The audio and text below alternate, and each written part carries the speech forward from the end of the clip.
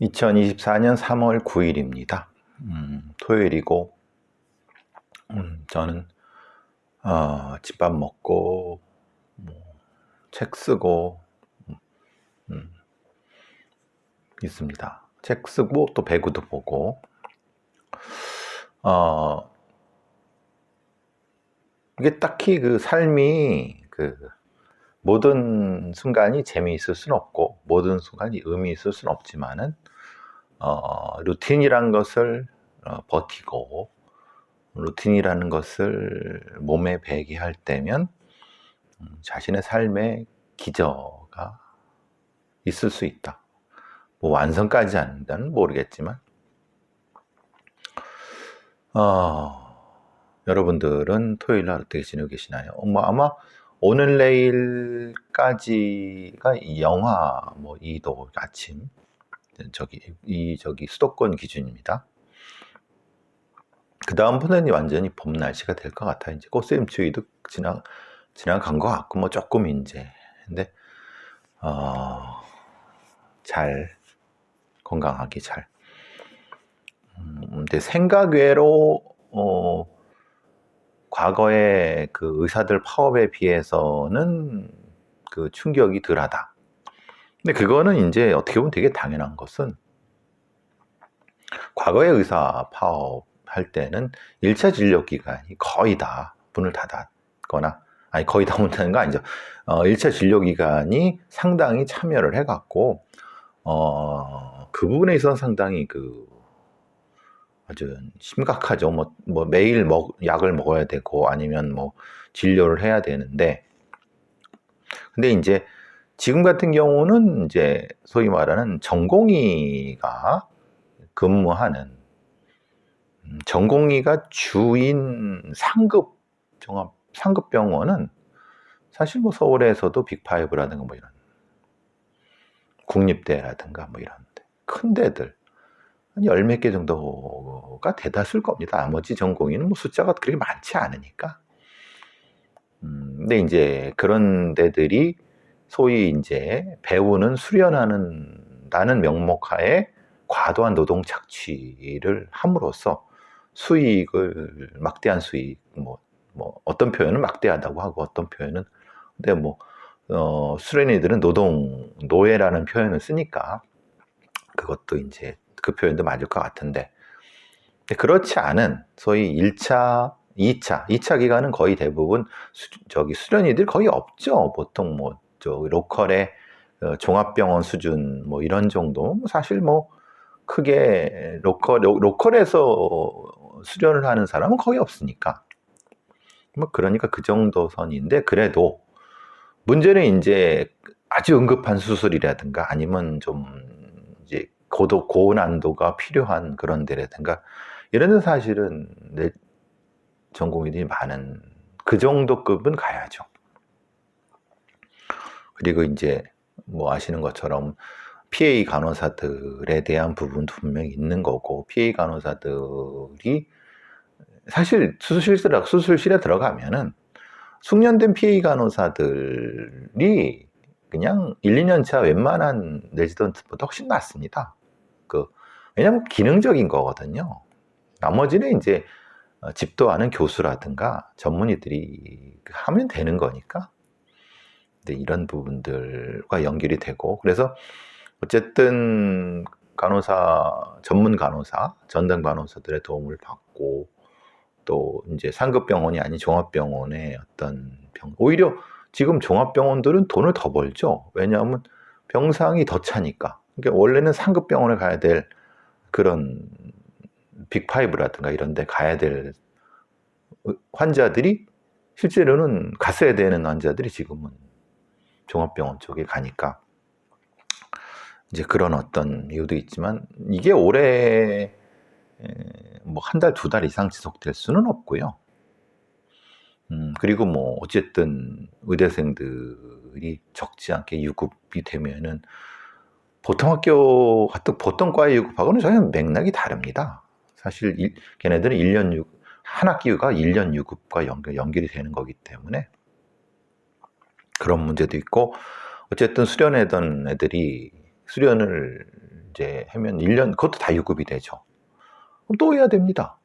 그리고 그 수천 명이 이런 문제들. 근데 이제 장기적으로 문제가 될 수도 있지만은 정부 입장에선 딱히 걱정할 필요는 없다는 느낌은 그런 거죠. 왜냐하면 어차피 채워질 거고, 그리고 장기적으로는 전공의의 의존도가 아니라 전문의로 갈 거니까 어차피 지금 쓰는 전공의들 상당수는 바뀌어진 시스템에서는 대부분 이제 없어야 될 사람들인 거죠. 이게 퍼져갖고 다양하게 전국으로 퍼지거나 아니면 그래갖고 해야 되는 부분이거나 아니면 뭐 딱히 그리고 이런 부분이기 때문에 제가 보기에는 몇 주 안에 1, 2주 안에 결판은 날 거라고 생각을 하고 다시 말씀드리지만 특히 이제 의협의 강경파들이 이건 오판을 한 거다. 과거에 문재인 정부라든가 아니면은 2000년에 김대중 정부 같은 느낌의 그런 어떤 일단은 그때는 그런 경험이 없었고 지금은 그런 두 차례의 경험을 통해서 관료들이라든가 아니면 정치인들도 그 대응책을 어느 정도 생각을 한 거고 그리고 의사들의 투쟁이라는 게 너무 타성해졌고 국민 지지가 없었고 또 하나는 이제 너무 이 강경파의 즉 과거에 파업 투쟁에 익숙한 그런 강경파들에 휘둘리고 그들 중에 적지 않은 거는 꼴통 보수들이라고 하는 좀 대화가 안 통하는 애들도 많고 특히 이제 의사들의 특권, 기득권 아주 그냥 지들이 제일 똑똑하고 지들이 제일 지들 없으면 안 돼 세상이 안 돌아가는 것 같은 같이 하는 그런 자들이 분명히 강경파 내에 존재하는 부분이라고 하면은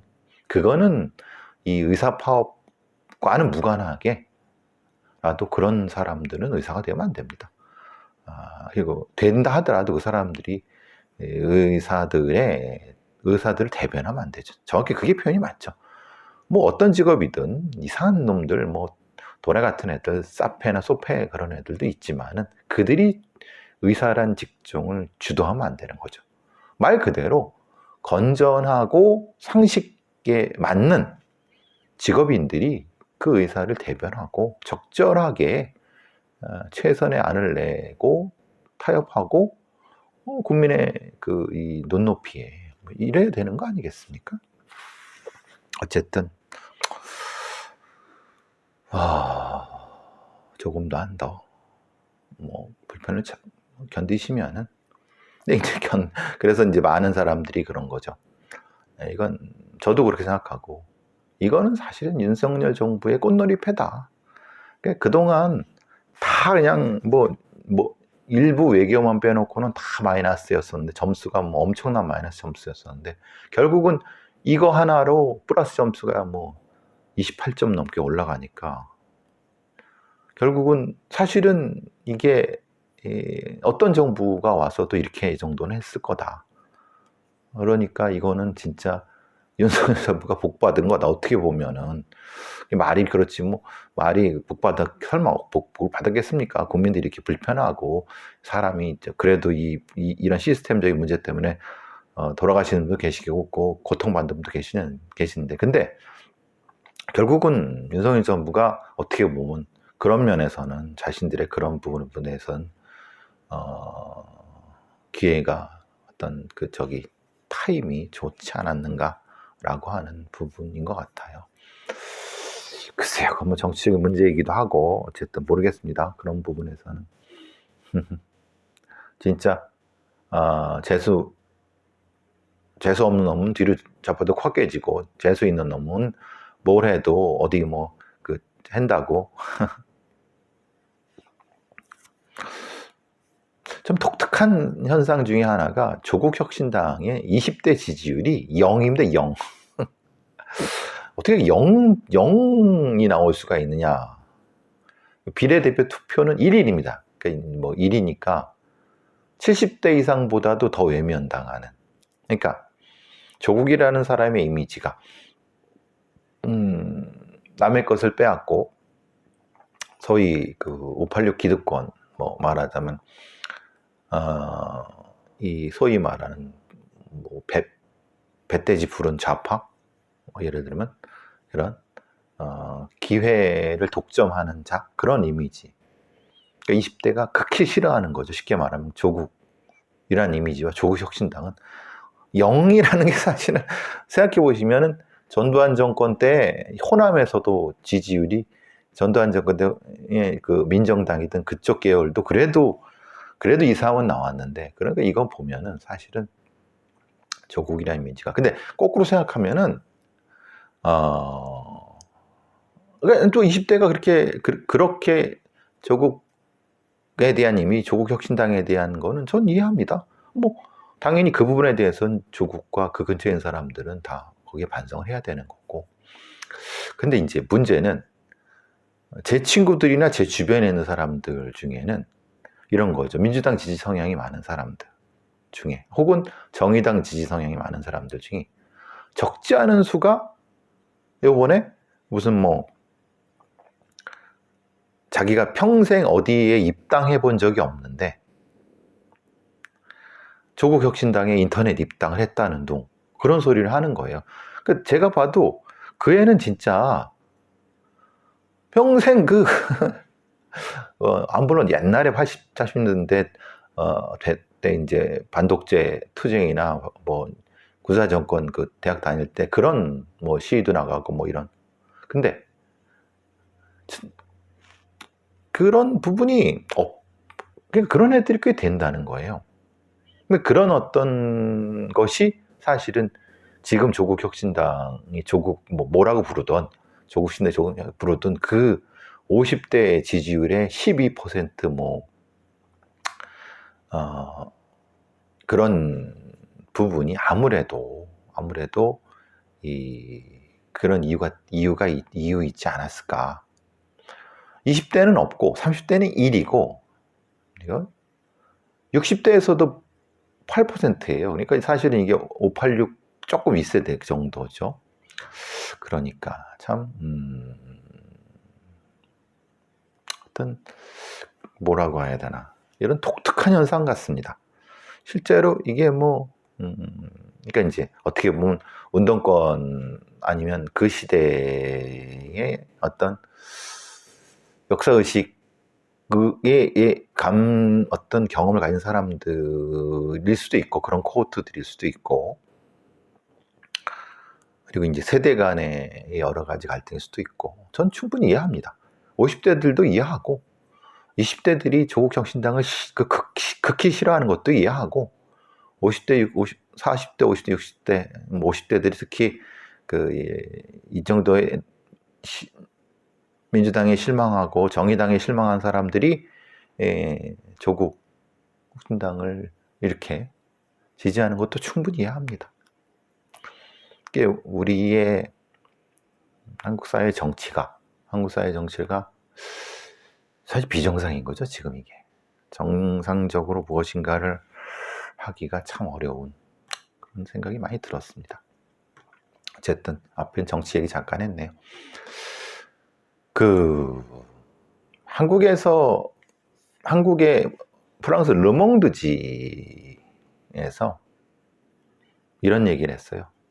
르몽드는 한국은 오랫동안 몰카 공화국이었다가 이제는 딥페이크 공화국으로, 전 세계에 퍼져 있는 딥페이크 이미지의 2019년도에는 25%가 한국 K-팝 스타고, 지금은 50%는 없습니다. 지금은 딥페이크의 표적이 되는 유명인의 56%가 한국 스타입니다. K-스타입니다. 그러니까 한국의 이런 어떤 상당히 발달된 사이버 관련된 K-문화, K-컬처, 사이버 이런 게 연결돼서 AI 딥페이크의 범죄라는 것이 과거에는 몰카였다가, 예를 들면 이런 거죠. 아이돌 누구누구의 몰카라든가 비슷한 거 이렇게로 얘네들이 이렇게 성착취물을 만들어갖고 통용을 했다가, 지금은 딥페이크, 스타의 딥페이크로 연결된, 이건 상당히 사회적인 의미도 있고 아니면 범죄적인 의미도 분명히 존재하는 겁니다. 그만큼 한국의 수사기관이나 사법기관들이 이걸 대응하지 못했거나, 아니면 저는 어떻게 보면은 한국의 변호사들이라든가 이런 기득권 놈들이 지들 배 채우려고 이런 범죄를 방치했다고도 볼 수 있고, 상당히 우려스러운. 근데 거기에 K-팝이라든가 K-팝 스타라든가 K-스타들이 또 연결이 되는 부분들이 있고, 이것들은 우리가 그래서 사실은 범죄사회학이나 아니면 범죄학적인 분석이 꼭 필요하다는 겁니다, 사실. 어설픈 무슨 뭐 범죄 심리 한다고 지금 어디 가서 이 선거운동하고 있는 그런 사람, 같지도 않은 그런 얘기 말고 진짜 깊은 내용의 범죄사회학이라든가 범죄학적 분석이 반드시 필요한 영역이라고 생각을 합니다. 이 부분은 쪽팔린 일이기도 하고, 쪽팔림으로 끝나면 안 되죠. 쪽팔림으로 끝나는 게 아니라 이런 부분에 대한 사회적 인식과 사회적 대응책과 범죄적 대응책이 꼭 필요한 부분이 있다는 것을 우리가 인정하고 바꿀 생각을 해야죠. 대응책과. 이건 보니까 이제 탐정에 대한 얘기가 좀 나오고 있어요. 계속. 네, 늘 말씀드리지만 탐정은 이제 거스를 수 없는 흐름입니다. 사실 국가 자격증이 없는 형태로 지금 탐정은 지금 엄청나게 많이 이 민간 자격증으로서는 계속 쓰고 있습니다. 탐정 사무소도 많고, 전직 경찰부터 시작해서 옛날에 심부름꾼 했던 애들, 그런 애들은 대부분 사기꾼이었다가 경찰인 애들이 탐정을 하는 애들도 있지만, 사기꾼, 어디 기업에 이런 업무를 했던 애들, 민간 기업, 별 놈들이 다 있습니다. 근데 이제 중요한 거는, 탐정이라고 하는 것이, 어쩔 수 없는 형태의, 직업군이고 그 영역이 있다 하더라도, 또 전문적으로 여러 부분에서 영역으로 갔다 하더라도, 어느 정도까지 관리는 필요하다. 그건 뭐냐면은, 그게 이제 어떤 형태가 되든, 형태가 되든, 공적 탐정, 공익 탐정 형태도, 그러니까 유전무죄, 무전유죄 형태가 되지 않도록 하기 위해서는 공익 탐정 부분이 반드시 필요하다. 그리고 그 자격에 대한 엄격한 검증이 필요한 부분이 있지만은, 그걸 못한다 하더라도 적어도 지금 우리 사회에서 경찰 수사를 보조적으로 받쳐줄 수 있는 시스템적인 정비는 분명히 필요하다. 그런 걸 좀 말씀을 드리고 싶습니다. 지금 이걸 제가 얘기하지 않아도 여러 이 현실에선 많이 쓰고 있습니다, 사실은. 오히려 불법적으로 쓰는 경우가 훨씬 더 많죠. 그죠?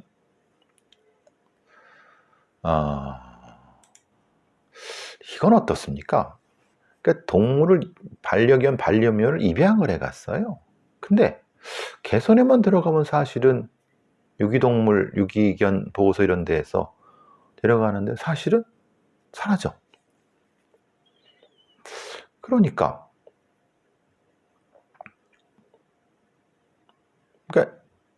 이런 거죠. 사이버 공간이라 이런 데서 입양 이렇게 하면 자기 입양하겠다고 하고 잘 키우겠다고 하고 보니까 사실은 없는 번호거나 이렇게 되죠.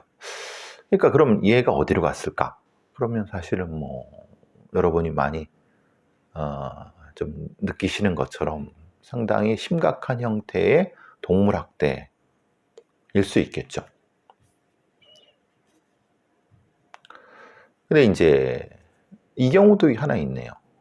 입양을 해갔는데 하루 만에 죽었어요. 근데 왜 그랬냐고 당사자한테 물으니까 사실 그 입양견이 실수로 자기를 물었는데, 그러니까 자기를 물었는데 자기가 실수로 목을 졸라 죽였다라고 하죠. 사실 이게 뭘까요? 제가 어제 그저께 그러니까 암컷 암컷 강아지, 암컷 개를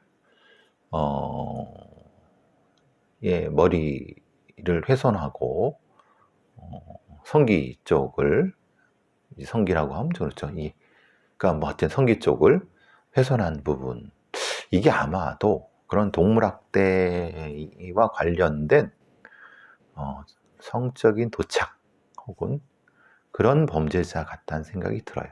그러니까 사이버 공간에서 이런 형태의 상당히 마음 좋고 너그러운 입양을 한다고 하고 데려갔다가 실제로는 자신의 어떤 범죄적 대상으로 하는 그런. 그럼 이게 이제 이걸 어떻게 해야 되느냐. 사실 이거를 경찰이 어떤 예방책으로서 그럼 뭐 유기견이라든가 이런 거에 대해 입양을 또 관리해야 되나? 글쎄요. 이거 참 이런 것도 좀 이 민간 단체에서 어느 정도까지 관리가 좀 돼야 될 것 같다는 생각을 했는데, 일종의 애니멀 호더 같은 겁니다. 쇼핑하듯이 입양해 갖고 그 다음에 상습적으로 학대하고 성적 대상으로 삼고 다시 이렇게 하는 이런 부분이 있지 않았을까라는 생각을 해봅니다. 동물학대범, 이런 동물학대범에 대한 어떤 그런 부분이 필요할 거라는 생각이 돼요. 이중국적자 들어보셨나요? 이런 거예요. 사실 119에서 어느 사람이 쓰러져 있다고 뭐 병원 응급실에 가서 데려가 갖고 치료를 했는데 의식이 살았으니까 이제 신원을 확인해 갖고 가족한테 연락을 했는데 가족 잘 연락이 안 되다 가족이 이 연락이 끊어졌어요. 그래서 어느 정도 시간 돼 갖고 이 치료비를 받으려 갖고 건강보험에 연락을 했는데 뭐라 그랬냐? 그 사람은 사실은 우리나라 출국자다. 이거 예를 들면 이런 거예요. 그러니까 외국으로 이민을 가거나 아니면 외국으로 이제 영주권으로 옮겨가면은 한국의 건강보험은 사라집니다. 그 병 주면 안 되죠. 돈을 안 내니까. 근데 이 경우 이중 국적을 가진 놈들이, 그러니까 사실은 한국 국적도 있는데 외국 가서 외국 이중 국적 하는 거예요. 그럼 다시 한국 국적으로 우리나라에 들어오게 되면 건강보험공단에 통보가 되거나 그래서 다시 건강보험료를 내라 그러거나 그렇게 할 겁니다. 근데 이놈이 이런 애들이 들어올 때는 미국 여권으로, 예를 들어 미국이나 그쪽 여권으로 들어오는 거예요. 그러면 한국에 들어왔다는 기록이 없어요. 왜냐하면 미국인이 들어온 거죠, 사실을 말하자면. 근데 미국인이 들어왔다가, 근데 겉으로 보면 한국 사람이잖아요. 그리고 실제로 주민등록번호가 있고, 그래서 이제 치료를 해줬는데 나중에 보니까 건강보험이 안 돼 있네. 그러니까 몇 억 넘는 치료비를 못 받고 건강보험이 빵꾸 나가는 거겠죠. 그러니까 이런 이중국적자 문제는 법무부에서 해결을 해야 되는데 법무부 애들은 모르쇠. 글쎄요. 세상엔 별일도 다 있습니다. 자, 경찰의 이 심각한 문제, 술 처먹고 음주운전하고, 대구에서 제가 말씀드렸지 않습니까? 대구에서 술 처먹고 음주운전 뺑소니를 했는데 자꾸 보니까 뺑소니 수사팀장이었어. 근데 그놈은 4년 전에 이미 똑같은 짓을 했는데도 감봉 3개월, 정직 3개월로 끝났어. 근데 그런 놈을 또 수사팀장을, 그것도 뺑소니 수사팀장. 이상한 새끼죠. 심리관리라든가 아니면 경력관리가 전혀 안 되고 소위 감찰이 거의 뭐 완전히 무너진 거죠. 감찰이라고 하는 게 그냥 팔을 안으로 굽는다고 그냥 좋게 좋은 걸로 이렇게. 근데 이제 서울에서 벌어졌던 이제 소속은 강동경찰서 소속된 34살짜리 여자 순경입니다. 근데 얘가 지 집이 아마 성남 중원 쪽인가 봐요. 그 중원경찰서 거기 이제 수쳐먹고 쓰러져 있는 거를 성남 중원경찰서 여자 순경이 이렇게 이제 술 취했으니까 이렇게 좀 데려다 주려다가 문제가 돼갖고, 근데 그 술 취한 여경애가 때린 거죠. 이게 독직 폭행, 아니 이게 폭행, 공무집행 방해. 근데 거꾸로 이제 그 술 취한 여경이 이걸 데려다 주려고 했던 여경을 독직 폭행 혐의로 고소했어요.